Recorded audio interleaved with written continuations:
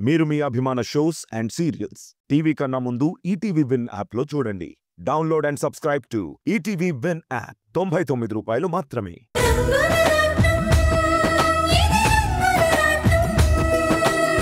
ఇది ఈ రూమ్ లోకి ఎలా వచ్చింది? ఎవరు తీసుకొచ్చారు?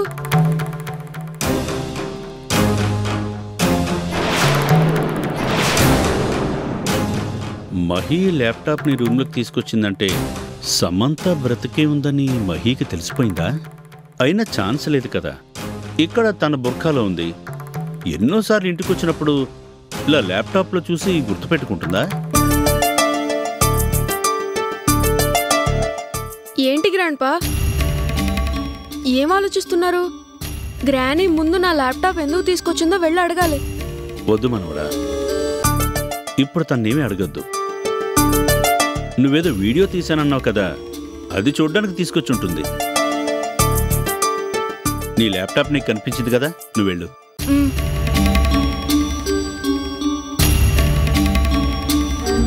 డౌటే లేదు, మహి ఒక పని చేసిందంటే దాని వెనకాల చాలా అర్థాలుంటాయి. ఖచ్చితంగా ఈ ల్యాప్టాప్ తన గదిలో ఉంది అంటే మహీకేదో బలమైన అనుమానం వచ్చే ఉంటుంది. అదేంటో తెలుసుకోవాలి. లేదంటే సమంత ప్రమాదంలో పడుతుంది. మహి ఎలాంటి స్టెప్ వేయకుండా ఆపాలి.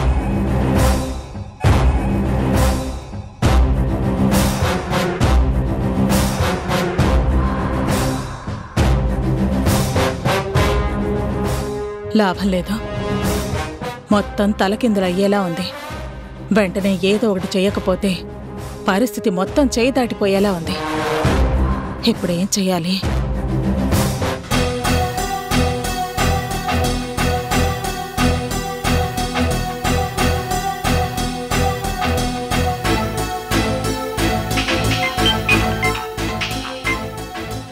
చెప్పండి మేడం, మీ ఫోన్ కాల్ కోసమే నేను వెయిట్ చేస్తున్నాను. చూడు, ఇప్పుడు నేను చెప్పింది నువ్వు జాగ్రత్తగా విను. ఏ చిన్న పొరపాటు జరిగినా మొత్తం ప్లాన్ రివర్స్ అయిపోతుంది. అందుకే ఎక్కడ ఏ తప్పు జరగకూడదు అనుకుంటున్నాను. చెప్పండి మేడం, మీరు ఏం చెప్పినా నేను చేస్తాను. తేడా ఎక్కడా రాదు, మీకు నేను మాటిస్తున్నాను. ఆ సమంత వంశీని వర్షాని పెళ్లికి ఒప్పించేసింది. వాళ్ళొక్కటైపోతారు, అది ఇంటికొచ్చేస్తుంది. వీళ్ళందరూ కలిసిపోతారు. అప్పుడు నేనేం చెయ్యాలి? దాసిలా దానింట్లో ఊడిగం చేయాలా? అది నాకిష్టం లేదు. నేను ఇన్నాళ్ళు ప్లాన్ చేసింది వేరు, ఇప్పుడు జరుగుతున్నది వేరు. అందుకే ఈ విషయంలో నేను ఎవ్వరినీ నమ్మలేకపోతున్నాను. కేవలం నిన్ను మాత్రమే నమ్ముతున్నాను. నేను డబ్బును ప్రేమిస్తాను. ఆ డబ్బు నాకు చేతికి రావాలి అంటే కొన్ని ప్రాణాలు తీయించాలి. ఆ పని నువ్వే చెయ్యాలి. చెప్పాను కదా మేడం, మీరు ఏం చెప్పినా చేస్తానని. మీకు మాట వచ్చే పని నేను చేయను. వాళ్ళు బయలుదేరారు కదా? అవును మేడం. సరే, వాళ్ళక్కడి నుంచి ఇటే వస్తారని నాకు పూర్తిగా నమ్మకం ఉంది. వాళ్ళు రాకూడదు. దైవ దర్శనానికి వెళ్ళిన వాళ్ళు ఏకంగా దేవుడి దగ్గరికి వెళ్ళిపోవాలి. ఎంతకు తెగించావు మహి? ఈ డబ్బు పిచ్చితోనే కదా సమంతాను చంపాలని చూశావు. కానీ అదృష్టం బావుండి తను బతికి ఉంది. నీ నిజస్వరూపమేంటి తెలుసుకున్న సమంత తను చనిపోయినట్టుగా అందరినీ నమ్మిస్తూ ఈ కుటుంబం గురించి ఆలోచిస్తుంది. కానీ ఇప్పుడు నువ్వు సమంతతో కలిసి వంశీని వర్షాన్ని కూడా చంపడానికి ప్లాన్ చేస్తున్నావు. కనీసం ఈ నిజం నువ్వు నా దగ్గర కూడా చెప్పకుండా దాచావు అంటే నువ్వు నన్ను కూడా పూర్తిగా నమ్మట్లేదు. ఇక్కడ ఎవరికి ఏ నిజాలు తెలియవు. ఆ సమంత చచ్చిందన్న ఊహలో ఉన్నారు. ఇంకో మనవరాలు జీవితం బాగుపడిపోతుందన్న ఆశతో బతుకుతున్నారు. వంశీకి వర్షాకి పెళ్లి జరిగిపోతే అటు ఫ్యాక్టరీ బాధ్యతలు, ఆస్తిపాస్తులు అన్నీ వాళ్ళిద్దరికీ అప్పగించేసి ఈ ముసలోళ్ళు కృష్ణారామ అనుకుందామని ప్లాన్లు చేసుకుంటున్నారు. అవేవీ జరగకూడదు. చనిపోయింది అనుకున్న సమంత ఇప్పుడు చచ్చిపోవాలి. అన్నీ చూసుకుంటుంది అనుకున్న వర్ష వెళ్ళిపోవాలి. వంశీతో సహా ఇంకా ఈ పేర్లు వినిపించకుండా అందరూ మట్టిలో కలిసిపోవాలి. దారి కాసి మొత్తం ముగ్గురిని లేపే. వాళ్ళు చచ్చారు అన్న మాట నేను వినాలి. ఈ ఇంట్లో వాళ్ళ గురించి గుండెలు పగిలేలా ఏడుస్తున్న ఏడుపు నా కళ్ళతో నేను చూడాలి. తప్పకుండా మేడం. వాళ్ళని పైకి పంపించి మళ్ళీ మీకు ఫోన్ టచ్లోకి వస్తారు. రేయ్ పదరా, వెళ్దాం పద. ఎంత నాటకవాడావు సమంత. నా దగ్గర నేర్చుకున్న పాఠాలు నాకే అప్పచెప్పావు.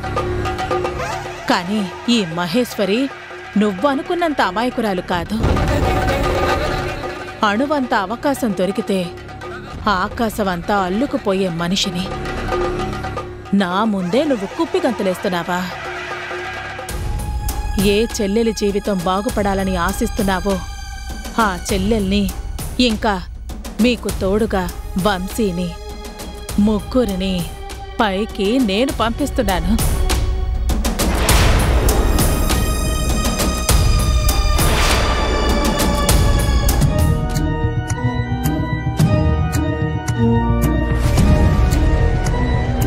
జరగకూడదు. మహి అనుకునేది ఎటువంటి పరిస్థితుల్లోనూ జరగకూడదు. వాళ్ళ ముగ్గురికి ఏమీ కాకూడదు. ఎలాగైనా వాళ్ళని రక్షించాలి.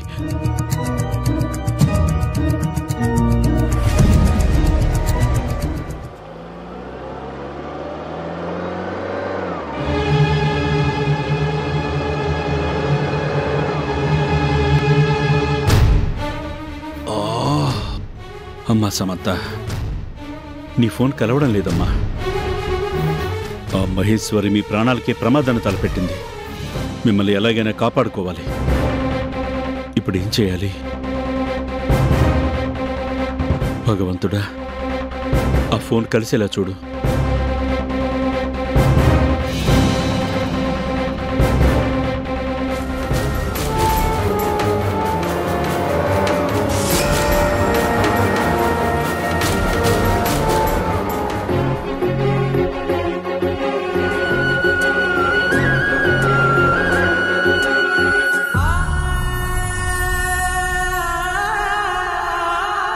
వర్ష,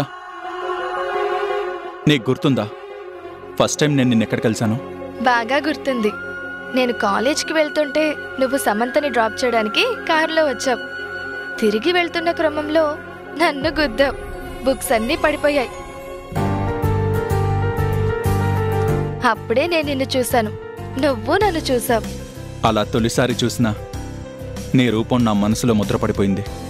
ఆ క్షణమే నిర్ణయించుకున్నాను, ఈ జీవితం నీతోనే ఉండాలని. నా గుండెల్లో నీకు గుడి కట్టాలి అని. నువ్వు లేని ఒక్క క్షణం కూడా నేను ఉండకూడదు అని. కానీ చూసావా, కాలం ఎంత పరీక్ష పెట్టిందో.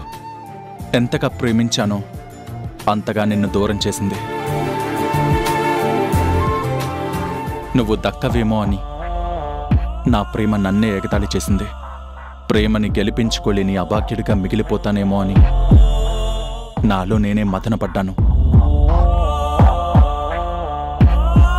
కానీ ఈ రంగుల రత్నంలో ఎన్నో చిక్కుముడులను దాటుకుంటూ విధి చివరికి మళ్ళీ మనిద్దరినీ కలిపింది.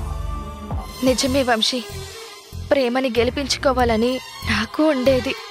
కానీ అక్కకిచ్చిన మాటకి కట్టుబడ్డాను. కానీ అక్కే మళ్ళీ కలుపుతుందని నేను ఊహించలేకపోయాను.